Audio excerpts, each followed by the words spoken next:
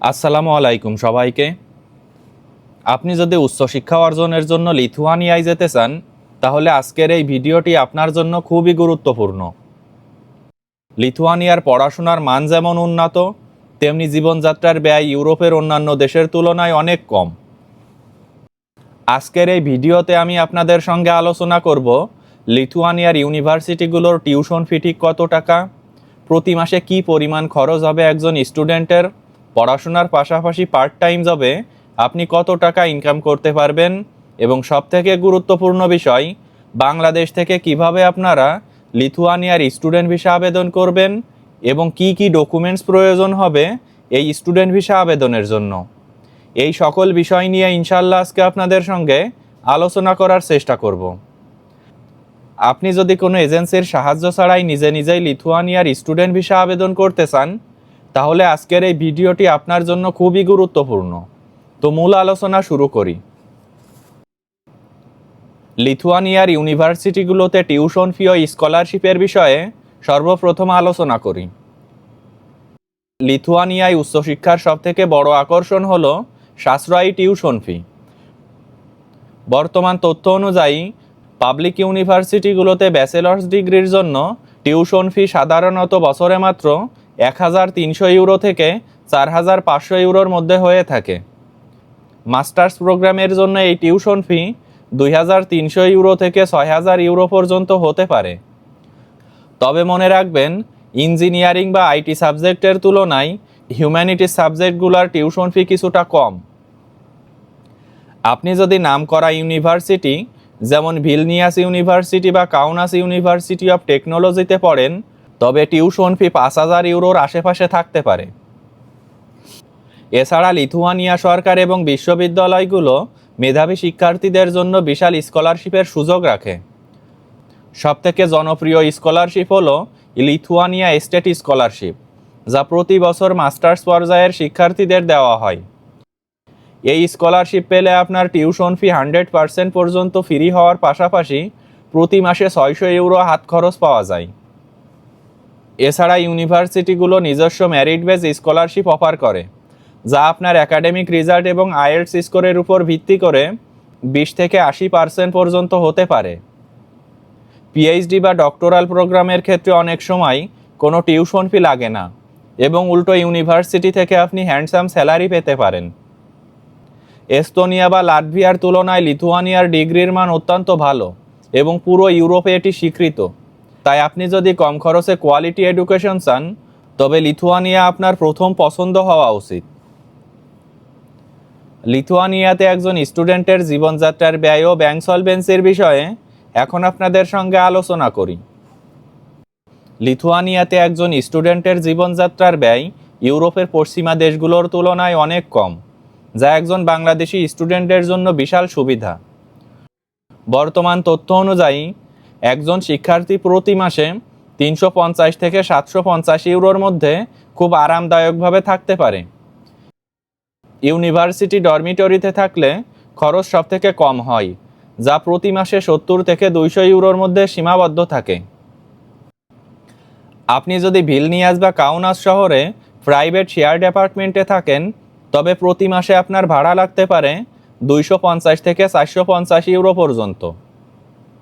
খাবারের জন্য প্রতি মাসে 150 থেকে 250 ইউরোই যথেষ্ট, যদি আপনি নিজে রান্নাবান্না করেন। যাতায়াতের জন্য স্টুডেন্ট কার্ড ব্যবহার করলে প্রতি মাসে 6 ইউরোতে আনলিমিটেড বাস বা ট্রলি সার্ভিস ব্যবহার করা যায়, যা অবিশ্বাস্য রকমের সাশ্রয়ী। ব্যাংক সলভেন্সি বা ফাইন্যান্সিয়াল রিকোয়ারমেন্টিং খুব গুরুত্ব দিয়ে শুনুন। ভিসার জন্য আপনাকে অন্তত 1 বছরের জীবনযাত্রার খরচ দেখাতে হবে, যা বর্তমানে মাসিক 800 ইউরো হিসেবে গণ্য করা হয়। অর্থাৎ আপনার ব্যাংক অ্যাকাউন্টে প্রায় 9,600 থেকে 10,500 ইউরো দেখাতে হবে, যা বাংলাদেশি টাকায় 13 থেকে 14 লক্ষ টাকা।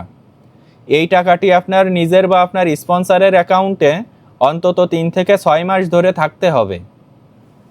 ব্যাংক ব্যালেন্সের ক্ষেত্রে সবসময় একটু বেশি টাকা দেখানো নিরাপদ, যাতে ইমিগ্রেশন অফিসার আপনার আর্থিক সক্ষমতা নিয়ে কোনো সন্দেহ না করে। লিথুয়ানিয়ায় পার্ট টাইম জব ও ইনকামের বিষয়ে এখন আপনাদের সঙ্গে আলোচনা করি। লিথুয়ানিয়ার সবথেকে বড় প্লাস পয়েন্ট হলো এখানকার পার্ট টাইম জবের নিয়ম। বর্তমান তথ্য অনুযায়ী বিদেশি শিক্ষার্থীরা এখন পড়াশোনার পাশাপাশি প্রতি সপ্তাহে 20 ঘন্টা কাজ করার আইনি অনুমতি পায়। তবে আপনার যদি টেম্পোরারি রেসিডেন্স পারমিট বা টিআরপি কার্ড হাতে থাকে, সেক্ষেত্রে আপনি প্রতি সপ্তাহে 40 ঘন্টা বা ফুল টাইম কাজ করার সুযোগ পেতে পারেন। বর্তমানে লিথুয়ানিয়াতে প্রতি ঘন্টায় আপনি 6 থেকে 8 ইউরো ইনকাম করতে পারবেন।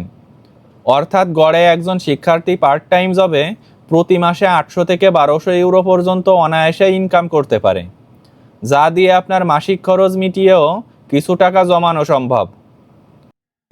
ভিলনিয়াস এবং কাউনাসের মতো বড় শহরগুলোতে food delivery, customer service, super shop এবং হসপিটালিটি সেক্টরে প্রচুর কাজ পাওয়া যায়। আপনার যদি আইটি বা গ্রাফিক ডিজাইনের মতো স্কিল থাকে, সেক্ষেত্রে আপনি লোকাল কোম্পানিগুলোতে হোয়াইট কলার জব পেতে পারেন, যেখানে বেতন অনেক বেশি। বর্তমানে লিথুয়ানিয়া সরকার বিদেশি কর্মীদের জন্য নিয়ম সহজ করছে, তাই পড়াশোনা শেষ করার পর আপনি আরও 12 থেকে 15 মাস পর্যন্ত সময় পাবেন ফুল টাইম চাকরি খোঁজার জন্য। এই সময়ের মধ্যে একটি জব ম্যানেজ করতে পারলে আপনি সহজেই ওয়ার্ক পারমিট বা পিআর পাওয়ার পথে এগিয়ে যাবেন। মনে রাখবেন, লিথুয়ানিয়ান ভাষা জানা বাধ্যতামূলক না হলেও বেসিক কিছু শিখলে আপনার জবের স্যালারি এবং কাজের সুযোগ অনেক বেড়ে যাবে। পড়াশোনার পাশাপাশি কাজের এই বিশাল সুযোগের কারণে লিথুয়ানিয়া বর্তমানে বাংলাদেশি শিক্ষার্থীদের কাছে 1 নম্বর গন্তব্য হয়ে উঠছে। তবে মনে রাখবেন, অতিরিক্ত কাজের চাপে যেন আপনার পড়াশোনার কোনো ক্ষতি না হয়, কারণ সেটি আপনার স্টুডেন্ট স্ট্যাটাসকে ঝুঁকিতে ফেলতে পারে। লিথুয়ানিয়ার স্টুডেন্ট ভিসা আবেদনের জন্য প্রয়োজনীয় ডকুমেন্টস নিয়ে এখন আপনাদের সঙ্গে আলোচনা করি। লিথুয়ানিয়া স্টুডেন্ট ভিসার জন্য ডকুমেন্টস গোছানো কিছুটা জটিল হতে পারে, কারণ এখানে লিগালাইজেশন বা সত্যায়িত করার প্রক্রিয়াটি বেশ কঠোর। প্রথমেই আপনার ইউনিভার্সিটির অফিসিয়াল লেটার অফ অ্যাকসেপ্টেন্স এবং মেডিয়েশন লেটার লাগবে, যা আপনার ইউনিভার্সিটি ইমিগ্রেশন পোর্টালে আপলোড করবে।